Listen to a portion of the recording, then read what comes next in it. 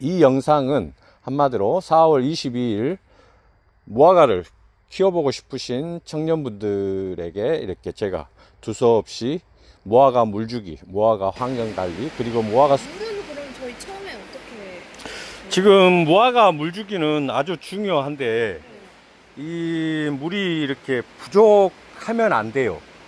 뭐 물이 부족하다는 것은 나무가 한마디로 스트레스를 받는다는 것이니까. 근데 또 열매가 또 안 열리는 이 무화과에서는 그 물 조절을 통해서 스트레스를 줌으로 해서 이렇게 또 열매를 맺게 하는 어떤 그런 방법도 취하는 사람도 물론 있을 것으로 봅니다만, 기본적으로 하여간 물은 줘야 되는 것이고, 여름에는 뭐 하루에 2번 주는 경우도 있고, 정기적으로 1번 주는 것도 있고, 아니면 이틀에 1번씩 주면서 충분히 물을 주는 경우가 있고. 이게 물은 이렇게 정해진 것은 없어요. 이제 뭐 어렵습니다만, 어차피 이 상황에 따라서 물 주는 방법이 달라져야 된다. 그것은 공부도 해야 되고 경험도 이렇게 쌓아야 되는데, 뭐 하루에 1번씩, 하루에 2번씩 주는 어떤 그런 규칙은 옛날에는 그렇게 말을 하는 경우가 있었습니다만, 뭐 흙의 상태가 다르고 키우는 환경이 다르니까 상태를 보고 뭐 이렇게 판단을 할 수밖에 없어요. 예를 들어서 지금 이 화분이니까 지금 물을 주는 횟수가 이 노지보다는 많아야 된다고 봐요. 땅은 이렇게 흙을 가지고 있잖아요. 수분을 가지고 있을 확률이 많기 때문에 화분이 물을 2번 줬을 경우에 뭐 땅은 1번 줘도 되는 것이고, 다 다를 수도 있다. 정해진 것은 없다. 여기가 좀 흙이 마른 것 같으면 그때 주기적으로 이렇게 주면 되는 거죠. 눈으로 외관상을 봤어. 자주. 또 너무 자주 주면은. 이 말도 맞고 저 말도 맞아요. 그것은 이 말도 맞고 저 말도 맞는데 참. 근데 이제 이 무화과는 물 빠짐만 좋다 하면 뭐 하루에 10번 줘도 되지 않을까 싶은 것이 제 멋입니다. 제 소견입니다. 물 빠짐만 좋다 하면 10번도 좋다고 봐요. 내가 지금 이 말을 바꾸려다가 2번도 좋다고 그런 말을 하려다가 10번도 좋다 하는 말씀을 드립니다. 실질적으로 그게 가능하니까. 하여간 자고로 물 빠짐이 좋아야 돼서 산소가 공급이 되고, 물이 공급됨으로 해서 또 산소가 또 들어가잖아요. 예, 이렇게 생육이 좋다고 봐요. 물 빠짐만 좋다 하면 하루에 10번도 줘도 된다고 생각합니다. 주장합니다. 주장도 하고 그냥 이렇게 얘기를 해버려. 자고로 상토는 좀 물 빠짐도 좋지만 물을 많이 가지고 있어. 일반적으로 물을 줄 때 조심하셔야 돼. 근데 무화과는 그래도 또 물을 또 좋아하는 식물이라 그에 대해서는 견디니까 내가 뭐 더 이상 말을 안 해요. 이렇게. 물 빠짐만 좋으면 자주. 그러니까 물 빠짐이 좋으면 그만큼 빨리 마르니까 물을 줘야 되는 것이고, 물이 정체되어 있으면 물을 주지 말아야지. 그래서 물 조심하라는 거예요. 일명 물의 조절이 힘들다는 거예요. 땅의 상황에 따라서 얼마든지 물 주는 횟수가 다를 수가 있으니까. 상황이 다 다르니까. 물은 줄 수만 있으면 줘요. 이런 시기에는 지금 한창 생육하는 시기니까. 근데 따는 시기, 열매를 수확하는 시기는 물을 먹으면 열매가 물을 먹게 됨으로 해서 당도가 떨어져. 그때는 물을 좀 줄여주고. 이게 이제 뭐 물의 횟수를 조금씩 뭐 나눠서 주기도 하고 그러더라고. 이제 이것을 나는 이제 이게 조정이 안 되니까 이 점적 간수가 그냥 하루에 1번씩 또 상황이 내가 오면 또 이게 아니다 싶으면 또 이렇게 또 오랜 시간 주기도 하고 그래요. 저희도 이걸로 하려고. 이건 이제 붙어 있잖아. 그랬음에도 불구하고 물이 허비전 있어. 예, 가만히 이게 가장 편하지. 가장 편해. 초기라서 그냥 비용 거의 투자하지 말고 해갖고 나중에 경험 쌓아서 투자를 하세요. 시설을 제대로 갖추고 그때 투자하려고. 그런 마음도 저는 뭐. 근데 시간은 아까우니까.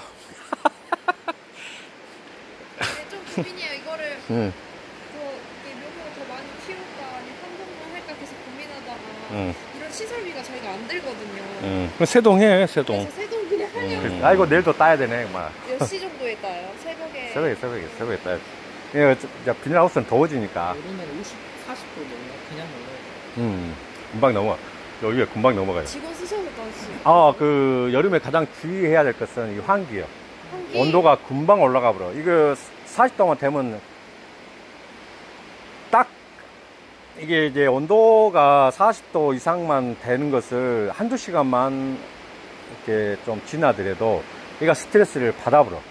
그래가지고 좀 나중 생육이 안 좋다. 열렸던 열매도 떨어지고, 열리려던 열매도 안 열리기 때문에 그 여름철 온도 관리 하우스에서는 가장 중요해요. 그러니까 항상 열어놓은 것이 가장 좋은 것 같아요.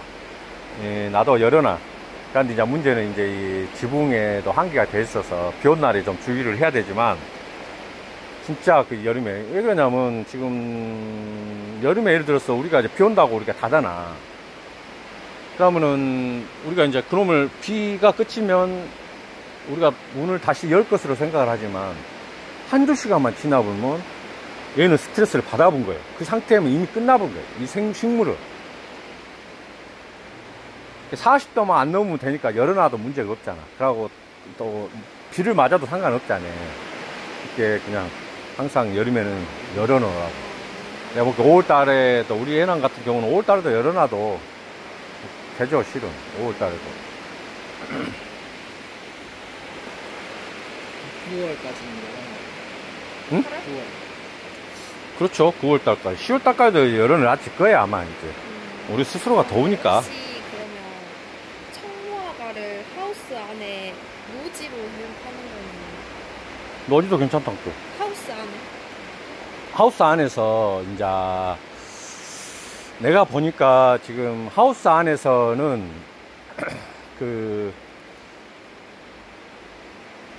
저 같은 수영은 안 맞아. 하나의 나무에 하나의 가지만 키워서는 안 돼.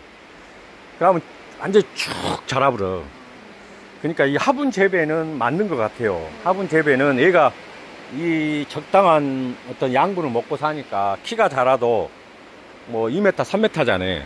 그러면 우리 키 높이에서 이렇게 딸 수가 있어요. 올라가는 선에서. 근데 이제 노지에서는 이 하우스 안에서 이렇게 하나의 가지에, 하나의 나무에 하나의 가지만 키우면 엄청 성장을 해버려. 그쪽으로 그 땅에 있는 양분을 다 흡수해가지고 내가 봐서 한 4, 5m까지 자라버리니까 자라버릴 가능성도 있어.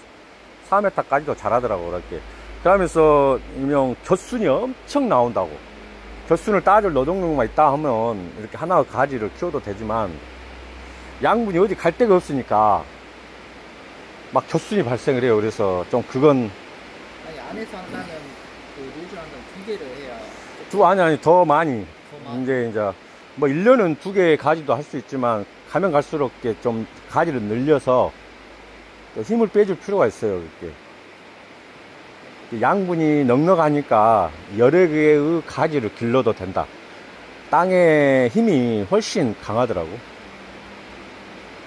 그러니까 이런 것은 지금 저 같은 하우스에서는 저 같은 이 Y자형 초밀식 재배는 이런 하우스가 맞는 것 같고, 화분 형태가 맞는 것 같고, 땅에다 심으면 좀 더 그 가지를,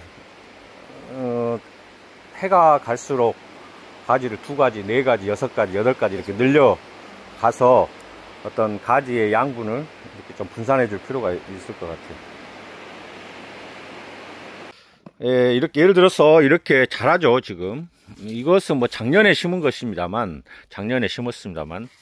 뭐 금년에 뭐 이 하우스 꼭대기까지 약 4m까지도 자랐어요. 그래서 제가 이렇게 전정을 이렇게 했습니다만, 또 이렇게 금년에 이렇게 새로운 가지가 이렇게 2개의 가지만 남겨놓고 이렇게 순을 제거를 할 텐데, 또 겨울이면 제가 이렇게 이쪽에서 전정을 해서 다시 또 새순이 나면 또 자라고, 그래서 계속 이러한 상태로 해서 유지를 할 생각입니다.